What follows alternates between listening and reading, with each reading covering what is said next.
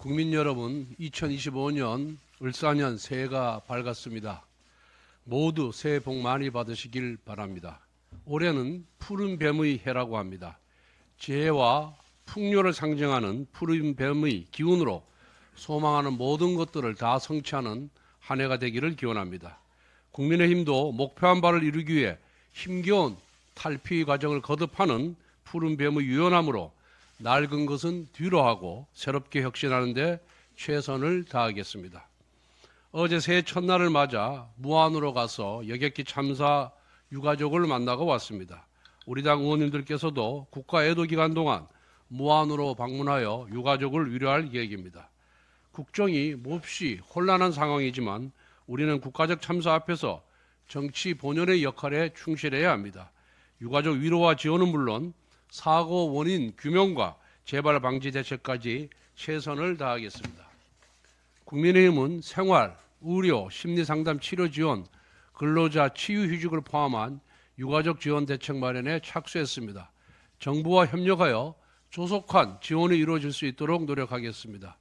필요하다면 국회 차원에서 특별법과 국정조사도 검토하겠습니다. 어제 직접 유가족을 만나보니 유가족을 음해 비방하는 가짜 뉴스가 퍼지고 있다고 합니다. 가족을 잃은 슬픔에 또다시 대못을 박는 범죄 행위입니다. 관계당국의 신속한 수사와 엄정한 처벌을 촉구합니다. 2025년 새해 대한민국의 최우선 과제는 국정안정입니다. 국정안정에는 사법부의 역할이 중요합니다. 사법부가 신속하고 공정한 판결로 헌정질서의 중심을 잡아주어야 합니다. 특히 사법부는 이재명 대표와 민주당의 각종 비리범죄 혐의에 대한 재판을 신속하고 엄정하게 진행해야 합니다.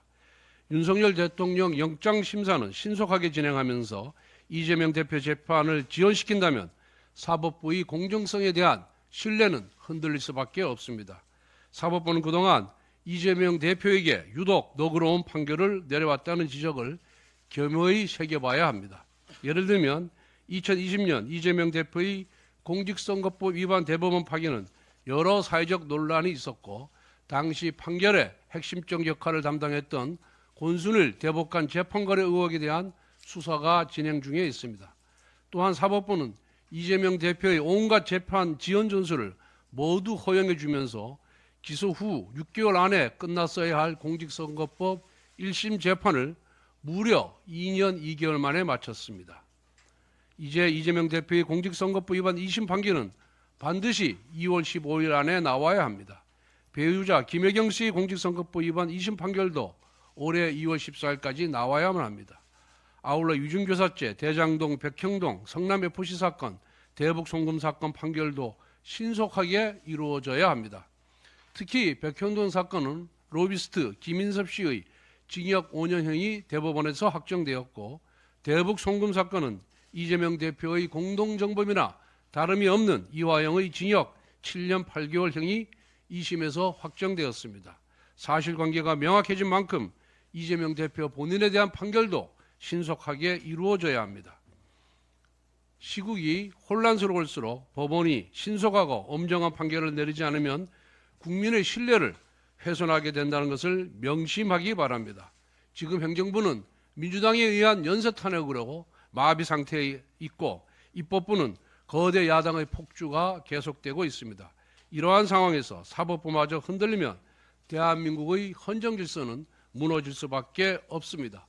반드시 사법부가 대한민국 헌정질서의 중심을 잡아주십시오.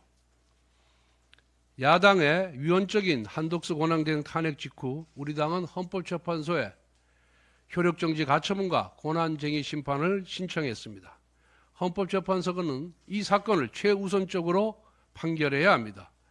원식 국회의장은 국회 과반만으로 탄핵 소추안 통과를 선포했습니다. 이는 명백한 위헌적 행위입니다.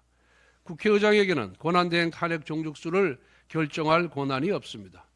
무엇보다 대통령 권한대행의 탄핵은 대행하는 직위, 즉 대통령을 기준으로 해야 하므로 국회 3분의 2 이상의 의결로 가능합니다. 이는 헌재 산하의 연구기관인 헌법재판연구원의 해설서에도 명확하게 규정되어 있습니다. 헌법재판소가 기존의 자기 입장만 일관되게 유지하면 됩니다. 유언 여부가 분명한 사건이므로 신속한 판결을 주저할 이유가 없습니다. 현재 야당은 국무위원에 대한 탄핵을 남발하고 있습니다. 한덕수 대행 탄핵에 이어 또다시 최상목 대행 탄핵에 착수할 수도 있습니다. 이렇게 연쇄 탄핵이 반복되면 국정 혼란은 가중될 것입니다. 헌법재판소는 헌법을 수호하는 최종 심의기관입니다.